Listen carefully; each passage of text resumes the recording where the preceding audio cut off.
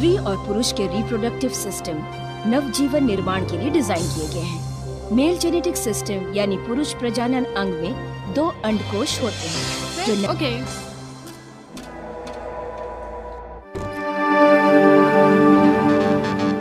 ये डक्ट स्खलन नलिका से मिलकर स्पर्म को सीमेन के साथ लिंग के माध्यम से स्त्री के जननांग तक पहुंचाते हैं।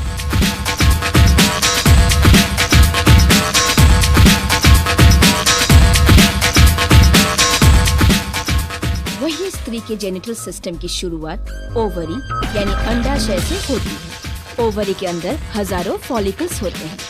हर एक फॉलिकल खाली गेंद की तरह होता है जिसके अंदर एक अविकसित अंडाणु होता है। 28 दिनों के मासिक चक्र की शुरुआत मासिक धर्म यानी कि मेंस्ट्रुअल ब्लीडिंग से होती है। मासिक के प्रथम 7 दिनों में ही ओवरी के अंदर फॉलिकल्स बढ़ने लगते हैं। इस प्रक्रिया के क्रम में फॉलिकल्स एस्ट्रोजन हार्मोन का रिसाव शुरू कर देते हैं जो खून में मिलकर गर्भाशय की दीवारों को मजबूती प्रदान करते हैं। 7वें दिन सारे फॉलिकल्स बढ़ते हुए नष्ट होने लगते हैं, सिर्फ 1-2 को छोड़कर। ये बचा हुआ शक्तिशाली फॉलिकल बढ़ने लगता है और अपने अंदर एक अंडे को पुष्ट करता है। लगभग 12वें दिन ये फॉलिकल भारी मात्रा में एस्ट्रोजन का रिसाव खून में करता है। ये हार्मोन जब खून के माध्यम से हाइपोथैलेमस और मस्तिष्क में अवस्थित प्यूटिटरी ग्लैंड तक जाता है तो ये प्यूटिटरी ग्लैंड भारी मात्रा में ल्यूटनाइजिंग हार्मोन का रिसाव खून में करता है। 14वें दिन ल्यूटनाइजिंग हार्मोन के कारण फॉलिकल में एक अप्रत्याशित विकास होता है। अंडोत्सर्ग यानी कि ओव्यूलेशन के ठीक पहले फॉलिकल के अंदर स्थित एग फॉलिकल से डिटैच्ड हो जाता है। इस विकसित फॉलिकल से निकले रसायन के कारण 1 या 2 डिम वाहिनी नलिका यानी कि फैलोपियन ट्यूब्स उसके करीब आकर फॉलिकल को घेर लेते हैं। फिर होता है एक विस्फोट और एग कुछ तरल पदार्थों के साथ बाहर निकलते हैं और उनको थामने के लिए डिम वाहिनी नलिका के अग्रभाग आगे आ जाते हैं, जैसे कोई बाहें फैला रहा हो और उस एग को थामकर डिम वाहिनी नलिका के मुख तक पहुंचाते हैं। फैलोपियन ट्यूब के अंदर इस एग को बड़ी हिफाजत से गर्भाशय यानी कि यूट्रस तक पहुंचाया जाता है। इस अंडोत्सर्ग यानी ओव्यूलेशन के बाद एक अंडे का जीवन 12 से 24 घंटे का होता है। इस काल में ही उस अंडाणु का पुरुष शुक्राणु से मिलन आवश्यक है, तभी एक स्त्री गर्भवती होती है। और अगर इस काल में ये फर्टिलाइज नहीं होता है तो ये एग नष्ट होकर मासिक के वक्त खून के साथ निकल जाता है।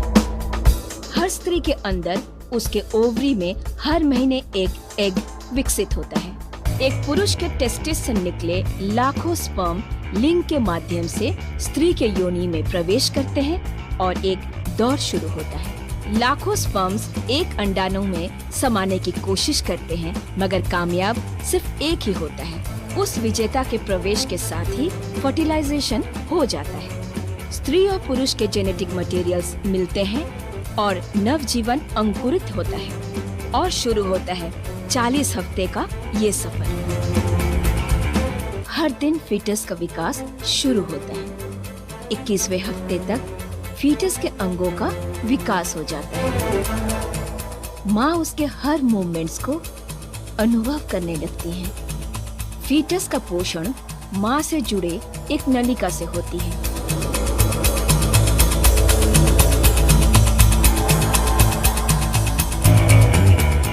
धीरे धीरे फीटस में श्वास प्रक्रिया की शुरुआत होती है।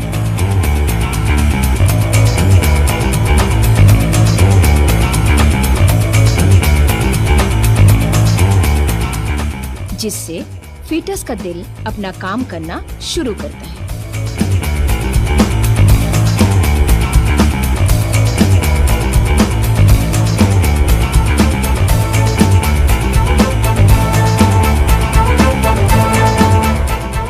फिर 27वें हफ्ते के बाद फीटस का आंख विकसित होता है।